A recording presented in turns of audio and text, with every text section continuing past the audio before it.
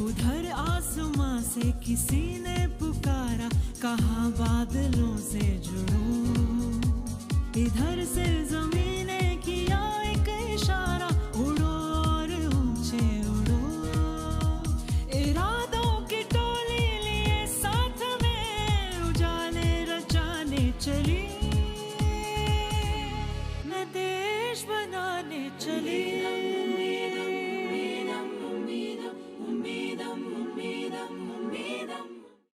अगर इरादे बुलंद हो और हौसलों में उड़ान भरने की ताकत हो तो हम दुनिया बदल सकते हैं। नमस्कार, आप देख रहे हैं संसद टीवी। आपके साथ मैं हूं दीक्षा कोहली। कार्यक्रम अपना आसमां में आप सभी का स्वागत है। आज अपना आसमां कार्यक्रम में कहानी जज्बे की है, जुनून की है और जीत की है, और उन हौसलों की है जिनमें हुनर इतना है कि वो हुनर दिव्य हुनर कहलाता है। और किसी ने बहुत खूब कहा है, जज्बा हो गर बुलंद तो सपनों की पहचान होती है। कौन कहता है पंख चाहिए, हौसलों से भी तो उड़ान होती है।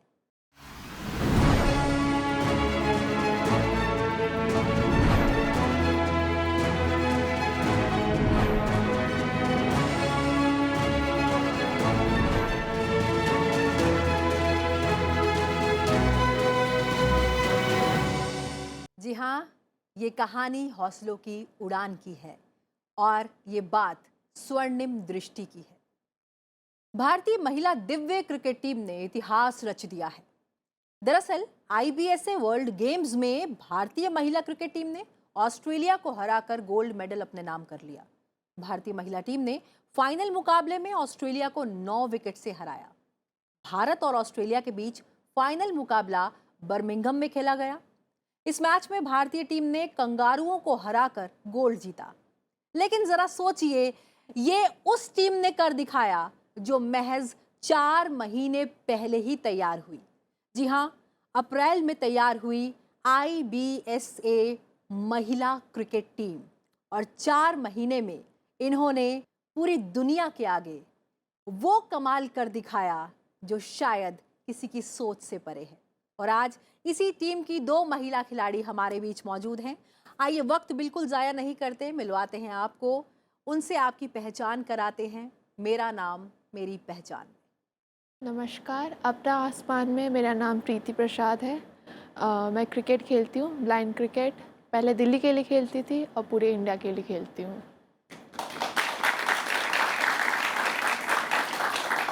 अपना आसमान, मेरा नाम सिमू है। मैं पहले राजस्थान से खेलती थी, पर अभी पूरी भारत के लिए मैं खेलती हूँ और मुझे बहुत अच्छा लगता है कि मैं एक भारत की टीम की होते हुए मैं एक अच्छा परफॉर्मेंस दिया और अपना गोल्ड मेडल लेकर आए। बहुत बहुत स्वागत है आपका। और इसी के साथ स्टूडियो में हमारे साथ मौजूद है युवती शक्ति, जो दिल्ली के अलग अलग संस्थानों से आज हमारे बीच स्टूडियो में मौजूद हैं। आप सबका भी बहुत बहुत स्वागत है। आज जो 2 खिलाड़ी हमारे बीच मौजूद हैं, उनके जिंदगी का सफर जो है, जो संघर्ष है, वो आसान नहीं था। हर कदम पर, हर डगर पर चुनौतियां थी, लेकिन उन्हें जाना था अपनी मंजिल की ओर। उनकी एक अलग ही दिव्य नजर थी अपने लक्ष्य की ओर, और वो निरंतर कदम आगे बढ़ाती रही, ना रुकी ना थकी, और आज वो वर्ल्ड चैंपियंस कहलाती है। जी हाँ, एक ऐसी क्रिकेट टीम जो अप्रैल में तैयार होती है। 25 से 30 अप्रैल पहली बार पहला मैच खेलने पहुंचती, और महज 4 महीने में वो देश के नाम गोल्ड मेडल ले आती। कुछ ऐसा ही जज्बा है। तो आइए बात करते हैं जज्बे की, जुनून की, जीत की और इनके संघर्ष की। और प्रीति, आप ही से ही मैं शुरुआत करना चाहूंगी। प्रीति प्रसाद, आज हर कोई जानता है प्रीति प्रसाद को, देश के नाम गोल्ड मेडल लेकर आई है प्रीति। लेकिन प्रीति की जिंदगी की शुरुआत कहाँ से होती है? कैसे आया जहन में कि हमें क्रिकेटर बनना है? एक तो पहले ही जिंदगी में एक तरफ अंधेरा आता है कि हम क्या करेंगे, लेकिन उस अंधेरे के पीछे आप खुद उजाला ले आती हैं अपने जज्बे और उड़ान के साथ। कैसे आया जहन में कि क्रिकेटर बनना है? पहले से नहीं सोचा था कि क्रिकेट खेलना है। पता भी नहीं था कि ब्लाइंड क्रिकेट होता है। तो नॉर्मल क्रिकेट तो पता है सबको कि क्या होता है, ब्लाइंड क्रिकेट सब मेरे लिए नया था। मेरे भैया वो भी ब्लाइंड है, तो उन्होंने मुझे बताया कि ऐसा कुछ होता है। तो फिर मैं ट्रायल देने गई थी दिल्ली टीम के लिए, तो फिर वहाँ से सिलेक्शन हुआ। फिर पता चला कि ब्लाइंड क्रिकेट क्या होता है, उसका रूल रेगुलेशन एकदम डिफरेंट था नॉर्मल क्रिकेट से। नॉर्मल क्रिकेट तो हम टीवी में देखते हैं, पहले बचपन से मतलब गली में खेलते थे, फिर बड़े होते होते टीवी में देखे। फिर ब्लाइंड क्रिकेट का पता चला कि ऐसा होता है, फिर उसमें मतलब इंटरेस्ट आया जानने के लिए कि और क्या क्या होता है। फिर वैसे ही खेलते खेलते ट्रायल दिया, ट्रायल में सिलेक्शन हुआ। फिर नेशनल खेली पहली बार 2022 में। फिर वहाँ से इंटरनेशनल के लिए सिलेक्शन हुआ, तो फिर आगे ये मतलब बढ़ता चला गया। प्रीति, कभी सोचा था कि इतने कम अंतराल में आप देश के लिए गोल्ड मेडल ले आएंगी? क्या जब आप मैदान में उतरी थी, जो पहला कदम था मैदान में उतरने का, क्या वो जहन में था कि एक दिन आप देश के लिए गोल्ड लेकर आएंगी? सोचा तो कुछ ऐसा नहीं था, बट धीरे धीरे सब होता गया। तो आ गया कि इंडिया के लिए खेलना है, गोल्ड लेके आना है, सो हम लेके आ गए। सिमू, आपके पास आऊंगी मैं। जिंदगी आपके लिए कभी आसान नहीं रही, आपकी ज़िंदगी में बहुत बहुत कठिनाइयाँ हैं। जब से मैंने आपकी कहानी के बारे में जाना है, तब से शायद मैं ये सोचने पर मजबूर हूँ कि आप इतना खुश कैसे रह लेती हैं। ये जो आपकी लाइफ की एक स्टोरी है, मैं ये चाहती हूँ यहाँ तक पहुँचने का जो सफ़र है, ये आप हम सभी के साथ साझा करें। कैसे शुरुआत हुई ज़िंदगी की? एक्चुअली शुरुआत ज़िंदगी ऐसे हुई, मेरा जहाँ पे मैं पढ़ती थी वो असम में पढ़ती थी। मैं क्लास 12 तक असम में किया है। तो उधर लड़का लोग खेलते थे। एक्चुअली लड़के लोग को अलाउ नहीं था कि लड़का का साथ खेलो, पर इन लोग जब खेलते थे ऐसे ही खेलते थे, ऐसा नहीं कि मैच खेलते हैं। उन लोग के पास बॉल था। हाँ, मैंने बॉल देखा है। तो मैं इन लोगों जो मेरा दोस्त लोग थे, तो उन लोगों को पूछती थी कि मुझे भी एक बार दिखाओ ना, खेलाओ। तो बोला नहीं, तुम लोग को माना है। मैं बोला ठीक है। तो उसके बाद मैं ग्रेजुएशन करने दिल्ली आई। एक्चुअली मैं कहूँ तो क्लास 11 तक पढ़ी, तो 12 मैंने पढ़ नहीं पाई क्योंकि बहुत थोड़ा सा प्रॉब्लम ऐसा हो गया था, थोड़ा सा मानी की प्रॉब्लम हो गया था। तो इस वजह से मुझे क्लास 12 ओपन से करना पड़ा। मेरा ये लक्ष्य था, मुझे पढ़ना ही है। तो मैंने ओपन से क्लास 12 किया। उसके बाद मैंने रेगुलर ग्रेजुएशन किया। जैसे ही मैंने दिल्ली आई तो मेरा गांव वाले बोलते थे कि दिल्ली तो बहुत ख़राब है लड़कियों के लिए, तो तुम कैसे जा रहे हो, तुम क्या करोगे जाके। तो मैंने किसी की बात नहीं सुनी। तो मैंने बोला देखती हूँ जाके क्या होगा, वो बाद में दिखा जाएगा। अगर पहले से हम निगेटिव सोचने लगेंगे तो वही रह जाएंगे हम लोग। तो मैंने ये सोच के, मम्मी ने बोला कि नहीं बच्चे तुम जाओ, मैं हूँ तुम्हारा साथ। तो मैं बोला ठीक है, किसी की बात सुनने में क्या है, एक कान से सुनो दूसरे कान से निकाल दो। ये करके मैं दिल्ली आई। जैसे मेरा ग्रेजुएशन जैसे अच्छा परसेंटेज आने लग गए, और तो उन लोगों ने बोलने लग गया भाई तो पढ़ाई लिखाई में अच्छे हो गए। तो जैसे ही पहले मैं हॉस्टल में रहती थी, मेरा एक सहेली थी, उसका नाम है सोनाली।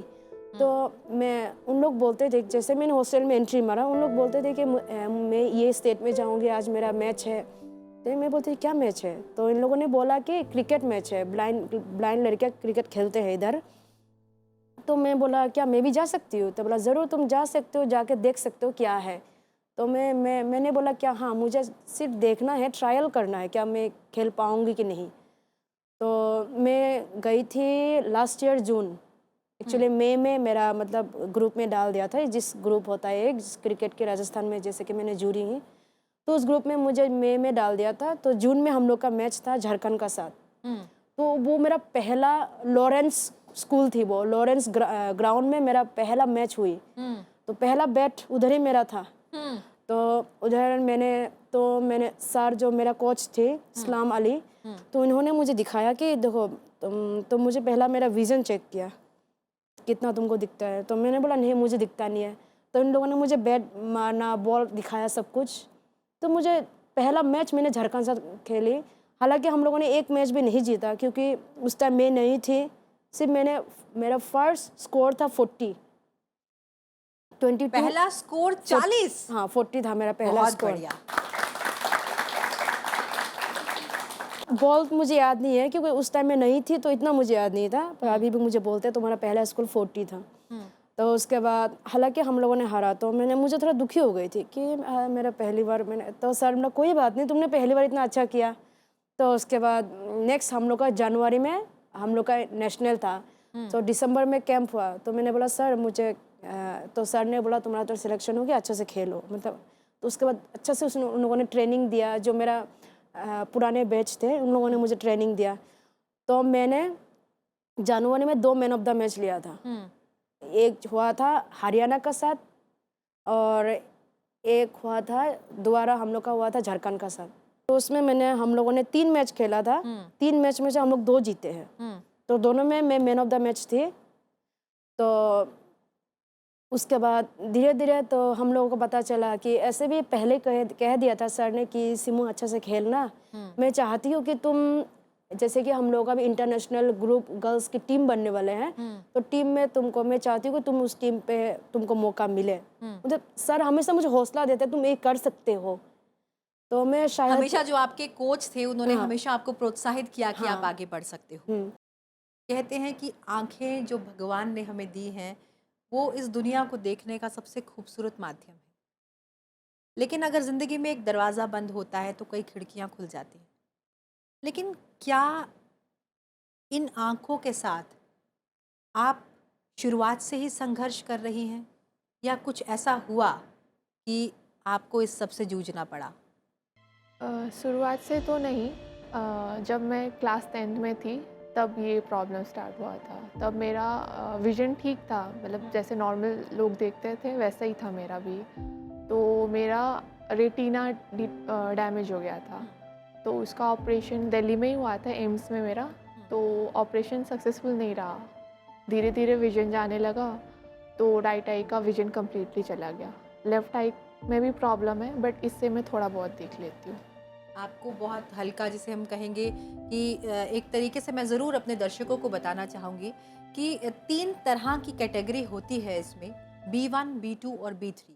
B1 वो कैटेगरी है जो बिल्कुल कुछ भी नहीं देख पाते। B2 वो कैटेगरी है जिसमें वो 3 से 4 मीटर तक देख पाते हैं, और B3 वो कैटेगरी है जिसमें लगभग 6 से 8 मीटर तक देख सकते हैं। तो आप B2 कैटेगरी में आती हैं। और विकेट कीपिंग के टाइम जब आप मैदान पर होती हैं तो लगभग बहुत पास तक आने पर आपको गेंद थोड़ी बहुत दिख पाती है। जी। कितना मुश्किल होता है उस समय मैदान में खड़े रहकर गेंद को रोकना, अपनी रिस्पॉन्सिबिलिटी पूरी तरह से निभा पाना, क्योंकि दरअसल हम आँखों से नहीं, हम कानों से खेल रहे हैं। जी, स्टार्टिंग में तो प्रॉब्लम हुई थी, बहुत ज़्यादा प्रॉब्लम हुई थी। समझने में दिक्कत हुई थी मुझे क्या हो रहा है, कैसे हो रहा है। लेकिन प्रैक्टिस के उसमें सब पता चल गया था कि आँखों से नहीं कानों से करना है। तो वो प्रैक्टिस के थ्रू वो होता चला गया। तो हमारा एज अ विकेट कीपर आपको B1 को भी गाइड करना पड़ता है। अगर B1 आप बॉलिंग कर रहे हैं तो उनको आपको पीछे से बताना पड़ता है कि यहाँ बॉल डालो। आवाज़ देते हैं हम, हियर हियर हियर, तो वो उस आवाज़ को सुन के वो बॉल डालते हैं। तो मतलब सिर्फ एक जिम्मेदारी नहीं, तो 2 पूरे जिम्मेदारी। फील्ड को भी चेक करना पड़ता है कि फील्डर सही लगे हैं नहीं लगे हैं। अगर फील्डर्स गलत लगे होंगे तो उसको नो बॉल दिया जाएगा। तो मतलब ऐसा बोल सकते हैं कि अगर आप फील्ड में हो तो आधे से ज़्यादा रिस्पॉन्सिबिलिटी विकेट कीपर का होता है। सिमू, आपके बारे में जानना चाहूँगी। मैंने ये सुना है कि आप जब आपका जन्म हुआ उसके बाद आपकी जो ज़िंदगी है वो वहीं से बदल गई, और आज तक जो है आपके माताजी उस संघर्ष को, बहुत चुनौतीपूर्ण संघर्ष को झेल रही हैं और आपको आगे बढ़ा रही हैं। जैसे कि मैं 2002 में जन्म हुई थी, तो जैसे ही मेरे से पहले मेरा भैया एक जन्म हुई, बड़े हैं उससे मेरे से, तो वो ना देख सकता है, ना सुन सकता है, ना बात कर सकता है। तो जैसे मैं जन्म होने वाली थी, मेरा मम्मी की पेट में थी फॉर 7 मंथ। तो मेरा पापा को ऐसा लगा कि मेरा पहले बच्चा ही कि ऐसे हो गया, तो आई थिंक मेरा जो दूसरा होने वाला वो भी ऐसा ही होगा। इसी वजह से मम्मी को छोड़ के चली गई थी। तो उसके बाद मेरा मम्मी, जैसे मैंने पैदा हुई तो मेरा गांव वाले बोलने लगा कि तुम क्यों अपने बच्चे को छोड़ नहीं देते हो, इसी वजह से तुम्हारा पति भी तुमको छोड़ दिया। तो मेरा मम्मी ने बोला कोई बात नहीं, भगवान का दिया हुआ है, क्या पता दूसरा जन्म में अच्छे करेंगे, कुछ बड़े होके जितना हो पाए मैं उससे उन लोग का साथ करूँगी। तो ये कहते हुए तो गाँव वाले बोला उसको छोड़ दे, तुम उन दोनों को छोड़ के तुम दूसरा वो कर लो। मेरा मम्मी भी बोला नहीं। तो जैसे मैं बड़े होती जाई, मेरा 5 इयर्स हो गया था, उसके बाद मुझे स्कूल मिला पढ़ने के लिए। उनमें भी मतलब टोकना था कि तुम बच्चों को कैसे पढ़ाओगे। मेरा मम्मी मुझे हर टाइम मेरा साथ दिया, कहीं भी कुछ करूँ मैं हमेशा मम्मी को पूछती कि मम्मी मैं ये करने जा रही हूँ। तो बोला बेटा तुमको जो भी करना है करो, मुझे पता है तुम कुछ करोगे। मतलब मम्मी को मेरा ऊपर भरोसा बहुत है। तो जो भी कुछ है सब मम्मी की वजह से मैं इधर हूँ अभी, शायद मम्मी की वजह से ही मैं आगे कुछ कर पाऊँगी। कभी आपके पिताजी आपसे वापस मिलने नहीं आए? उन्होंने कभी ये जानने की कोशिश नहीं की कि जो उनका दूसरा बच्चा है वो कौन है? कभी नहीं? नहीं, एक बार तो आई थी, एक्चुअली मुझे याद नहीं है बिकॉज मैं बहुत छोटी थी उस टाइम पर। एक बार आया था, तो उसके बाद मम्मी ने मुझे बताया, लेकिन मुझे याद नहीं है क्योंकि आई थिंक 1 साल भी नहीं हुआ शायद मेरा जब जन्म हुई। तो मुझे लेने आए थे, तो मम्मी ने बोला कि मैं अपना बेटे को दे नहीं सकती हूँ, जिस टाइम को तुमको ज़रूरत थी तो उस टाइम पे थे नहीं, अभी क्या करोगे तुम। 1 साल मैंने उसको अगर 1 साल उसको पालन कर लिया तो दूसरा तुम क्या करोगे। तो उसके बाद मम्मी को भरोसा नहीं होता है, क्या पता आजकल दुनिया में ये होता है कि क्या पता मुझे सेल कर कुछ भी कर दे। तो मम्मी को थोड़ा मन में डर था, तो इसी वजह से मम्मी ने दिया नहीं। मम्मी ने अपना पालन पोष करके इतना बड़ा करके अपना।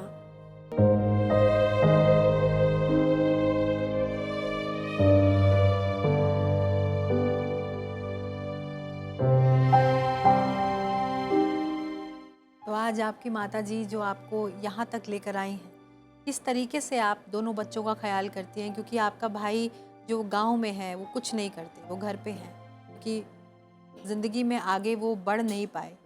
आपने अपना एक रास्ता अपनाया, लेकिन आपकी माताजी आप दोनों का खर्चा चलाने लगी। जी, क्या करती हैं आपकी माताजी? मेरा मम्मी एक्चुअली वो SBI बैंक है, तो उसमें ऑफिसर्स लोगों के लिए खाना बनाते हैं। और वैसे हम लोग सबसे पहले तो उसने जैसे कभी शादी वगैरह होता है किसी की, तो उसमें खाना बनाता है। ऐसा करते करते मेरा घर चलते हैं। अभी थोड़ा सा कभी गवर्नमेंट से थोड़ा सा सपोर्ट मिलता है, जैसे बोलता है ना, हम लोग का असम में होता है महिलाओं के लिए पर मंथ 1000 देते हैं। तो वैसे हम लोग ऐसे 3-4 हज़ार से हम लोग चल जाते हैं आराम से। हम लोग खाना पीना ठीक है, जितना है वो ठीक है, इतना भी वो नहीं करना चाहिए। तो बहुत सपोर्ट है मेरा मम्मी। तो कभी दुख होता है मम्मी को कि मैं दोनों बच्चे को लेके क्या करूं, पर भी मतलब ये नहीं दिखाना चाहते हैं लोगों को।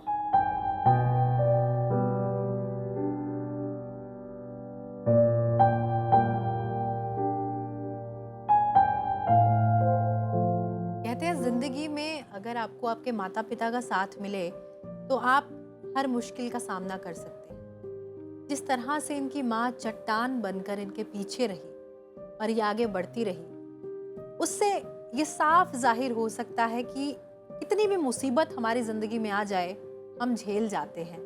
बस एक साथ चाहिए, और वो साथ अगर माँ का हो तो लगता है कि पूरी दुनिया जो है वो हमारे साथ आ गई। तो चलिए, हमारे बीच स्टूडियो में युवती शक्ति मौजूद है। आइए अब बढ़ते हैं उनकी ओर, क्योंकि उनके कई सवाल होंगे। बहुत समय से वो इन दोनों के संघर्ष के सफ़र को सुन रही हैं। आइए सीधे आपके पास आएंगे और आपसे आपके सवाल। सीमू जी से मेरा प्रश्न है, कई बार क्या होता है कि फैमिली तो सपोर्ट कर ही देती है, लेकिन सोसाइटी जो है वो इस तरीके के ताने कई बार देती है कि आप PWD पर्सन हो, और एज अ स्टूडेंट इन्होंने काफ़ी अच्छा किया है, अपनी ग्रेजुएशन कंप्लीट किया और बहुत कुछ जीवन में किया है पढ़ाई में। तो कई बार ऐसे ताने सुनने को मिलते हैं कि पढ़ लिख लिए तो कुछ जॉब वॉब करो, फैमिली को सपोर्ट करो, स्पोर्ट्स में आपको क्यों ही जाना है। तो उस मोमेंट को, वो ताने जब आपको मिले होंगे या वो जो कमेंट्स आपको पास किए गए होंगे, वो आपने किस तरीके से हैंडल किया और स्पोर्ट्स में जाने का डिसीजन आपने बनाया, ना कि कोई नॉर्मल सी 9 to 5 जॉब की? हाँ, एक्चुअली मेरा कोई इतना प्रेशर नहीं था, क्योंकि ग्रेजुएशन होते हुए मेरा सिलेक्शन हो गया और गांव वालों को इतना पता नहीं था, क्योंकि इतना अवेयरनेस नहीं है उधर। तो जैसे ही मैंने वीडियोस वगैरह भेजा, फ़ोटोज़ वगैरह भेजा, तभी उन लोगों को पता चला कि मैं कुछ कर रही हूँ। तो पढ़ाई का साथ मेरा ये खेलना भी हो गया। मेरा क्वेश्चन सिमू जी से ये है कि जैसे कि हम लड़कियां हैं तो हमें बचपन में गुड्डे गुड़िया दिए जाते हैं खेलने के लिए, ना कि गेंद और बॉल वगैरह दी जाती है कि आप लड़कियां हो तो आपके लिए यही खिलौने, आप घर घर खेलो, क्रिकेट से आपका दूर दूर तक नाता नहीं है, वो सिर्फ लड़कों के लिए है। बट आपका मैंने देखा कि आप एक ऐसी जगह से आए हैं जहाँ पे आपका फैमिली सपोर्ट भी उतना ना रह के आपकी मदर ने बहुत सपोर्ट किया आपको, और सोसाइटी का भी एक रोल बाद में प्ले हुआ, बट उससे पहले सोसाइटी ने आपको बहुत ताने दिए होंगे। उस जगह से निकल के आपने इस ही स्पोर्ट्स को क्यों चुना? बाकी और भी तो स्पोर्ट्स थे, और भी तो गेम्स थे, आपने उनमें जाने के बजाय यही क्यों किया? मैंने एक्चुअली मेरा कोई इंटेंशन नहीं था कि मैं खेलूं। मैं तो जस्ट अपना मस्त करने आई थी एक्चुअली। तो ये पता नहीं चला कि मेरा भी सिलेक्शन होगा। मैं ऐसे दोस्त लोग गए थे खेलने के लिए, तो मैं भी चलती हूँ पीछे पीछे। तो मैं पीछे पीछे गई, तो बस उधर में सिलेक्शन हो गया। तो उसके बाद मुझे कुछ अच्छा लगा कि हाँ ये भी खेल सकते हैं। तो उसके बाद मुझे बहुत अच्छा लगा कि लोगों का सपोर्ट मिला। सबसे मेन चीज़ ये होता है, हम कुछ भी करने जाए, अगर लोगों का सपोर्ट मिलता है ना, अपने आप जोश आ जाता है। तो वही मुझे आया। जी, जैसा कि आपने बताया कि आपकी आंखें जो हैं वो पहले ठीक थी, पर ऐसा आपके साथ एक ऐसी दुर्घटना हुई और आपका जो रेटिना है वो 9th क्लास में डैमेज हो गया। तो पहले तो आप अच्छे से देख सकती थी, फिर उसके बाद आपको बहुत सारी समस्याओं का सामना करना पड़ा होगा। आपने इसे ओवरकम कैसे किया और स्पोर्ट्स ज्वाइन करने का डिसीजन कैसे लिया? तो जैसा मैंने बताया कि मैं पहली चाइल्ड नहीं थी घर पे कि जिसको ये प्रॉब्लम है। भैया को मेरे प्रॉब्लम है। तो अगर मैं फर्स्ट चाइल्ड होती जिसको ये प्रॉब्लम होती, तो मेरे लिए बहुत ही ज़्यादा नया होता। क्योंकि स्कूल टाइम में थी, मिडिल एज था मेरा, सब जानती थी क्या होता है क्या नहीं होता है। तो फिर ऑपरेशन हुआ, फिर मैंने स्कूल जाना वो किया था, कंटिन्यू किया था ऑपरेशन के बाद भी। फिर वहाँ से कि बच्चों का मतलब अपने क्लासमेट का कि तुझे क्या हुआ है, तूने ऐसा चश्मा क्यों पहन रखा है। तो उनके क्वेश्चन मुझे लगता था कि ऐसे क्यों पूछ रहे ये लोग। तो वो मतलब टाइम लगा मुझे उसको ओवरकम करने में, बहुत ही ज़्यादा टाइम लगा, आप पूछ सकते हो। अभी भी मैं नहीं कर पा रही हूँ, अभी टाइम ले रही हूँ, मैं खुद को टाइम दे रही हूँ।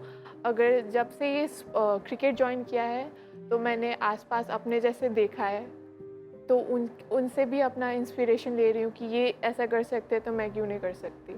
तो ये सब की वजह से हो रहा है, जो अभी भी टाइम से बट कर रही हूँ।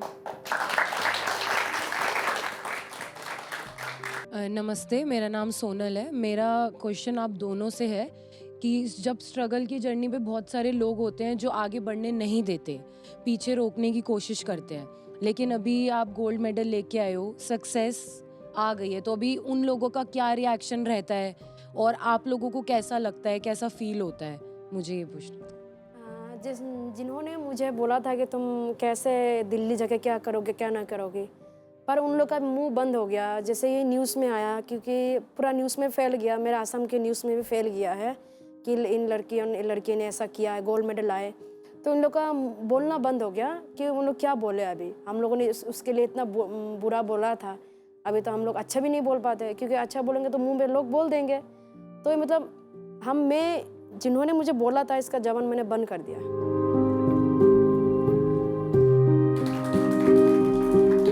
मुझे आपसे ये पूछना है, आप लोगों ने इन सब चीज़ों से डील कैसे किया? आपको डेली लाइफ में क्या मोटिवेशन मिली है इसको जीने की, लाइफ को आगे कंटिन्यू करने की?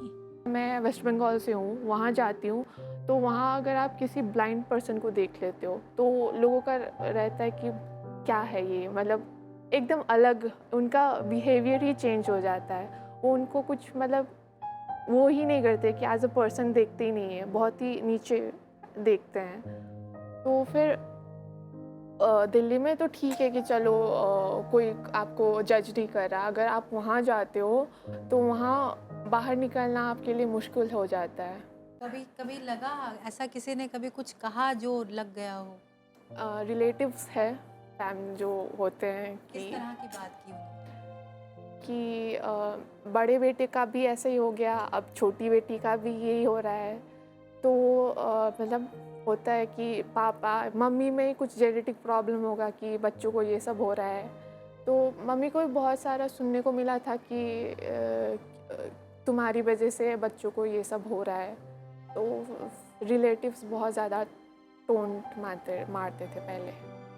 कभी कभी ऐसी बातें सुन के कभी ऐसा लगा कि आज हम हार गए, या कभी एक डिप्रेशन का फेज आ जाता है लाइफ में, कभी कभी आया, कभी महसूस किया ऐसा कुछ? जब वहाँ थी तो कभी तो क्या, रोज़ जब आफ्टर ऑपरेशन तो रोज़ यही सब चलता रहता था। मैं मतलब घर से बाहर निकलना मेरा मुश्किल हो गया था। तो फिर दिल्ली आई, देखा थोड़ा कि मेरे जैसे लोग और भी है, तो उनके साथ रहते रहते कर लिया।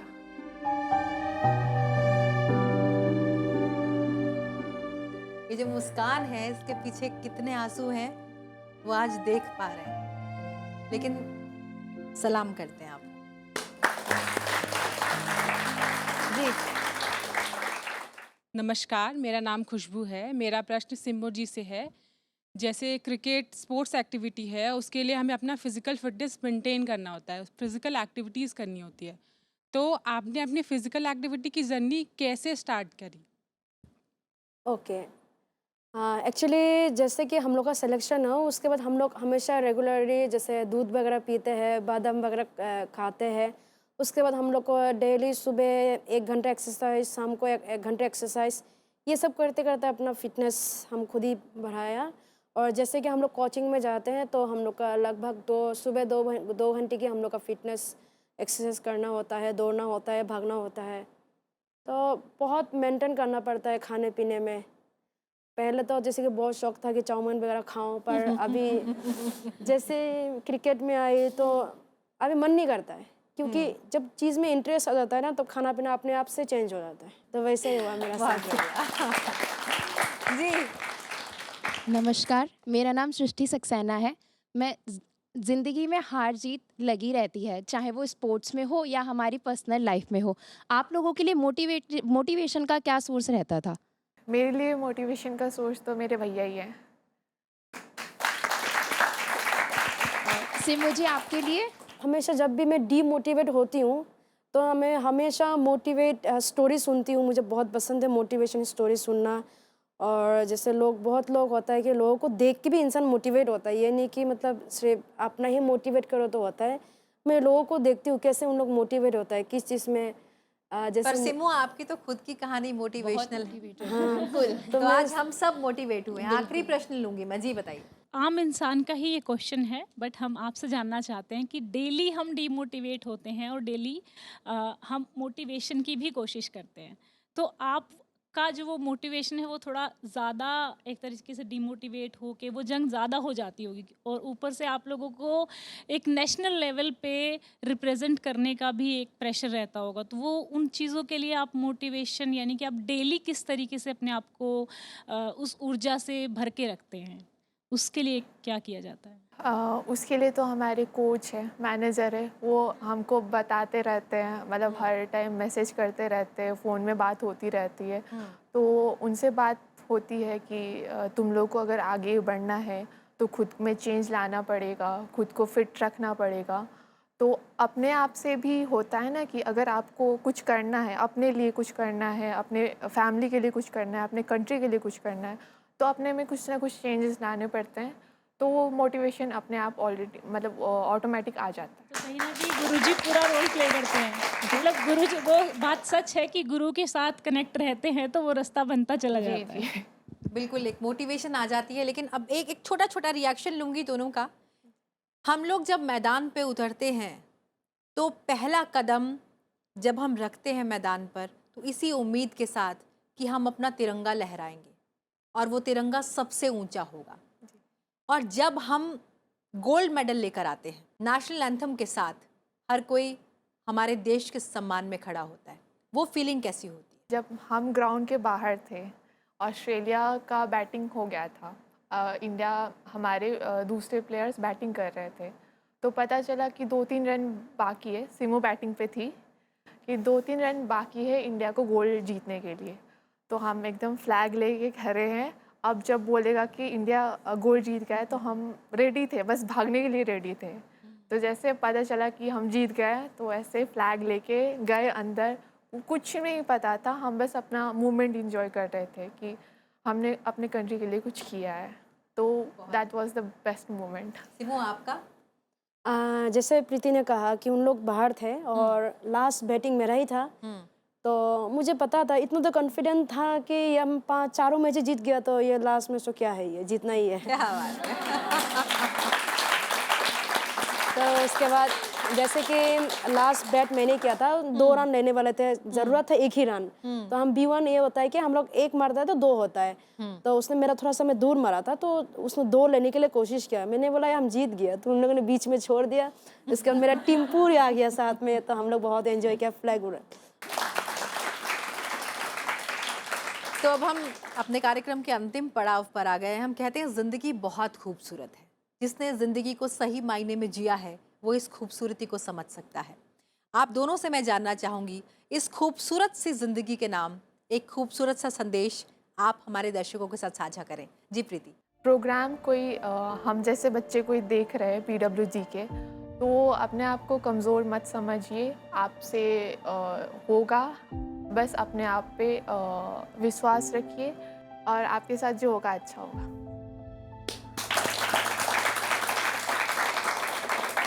मैसेज देते देते ये जो आप मुस्कुराई, ये जो आपने छुपाने की कोशिश की, इसके साथ आपने ये भी बयान कर दिया कि कुछ ऐसे ही हंसते हंसते छुपाना है। जी।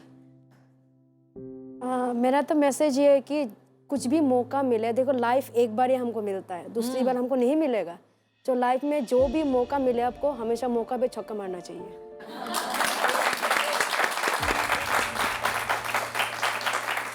तो इसी के साथ, क्योंकि आप दोनों ने हमें समय दिया, आपने अपनी ज़िंदगी के इतने सारे पलों को हमारे साथ साझा किया, आप दोनों हमारे साथ स्टूडियो में आई, अपना आसमां में आपने अपने जीवन के संघर्ष को हमारे साथ बांटा और हमें मोटिवेट किया। आप दोनों का बहुत बहुत शुक्रिया।